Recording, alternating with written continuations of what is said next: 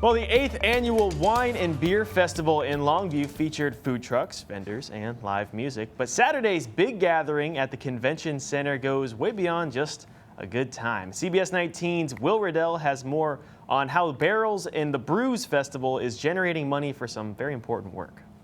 Sipping on beer and bubbly is fun, there's no denying that, but the money being raised Saturday inside Maud Cobb was for Alzheimer's, a condition Meredith May knows is serious. It impacts a whole lot of people in the community, either as patients or as people who are providing caregiving. The annual Barrels and Brews Festival supports the East Texas Alzheimer's Alliance, or ETAA. May sits on its board of directors. The organization provides crucial services like Project Lifesaver, tracking bands given to those with memory loss. As a lot of people know, Alzheimer's patients sometimes wander, and so these are ways of, if heaven forbid that happens, they can be found quickly.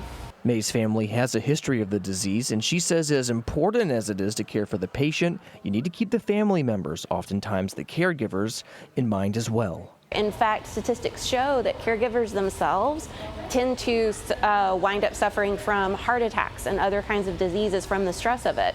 In fact, my grandmother was perfectly healthy, and then as a caretaker for her mother, wound up having a heart attack from the stress. Cody Campbell attended Saturday's fundraiser in Longview. He shouldered much of the responsibility when his grandmother started to suffer from dementia.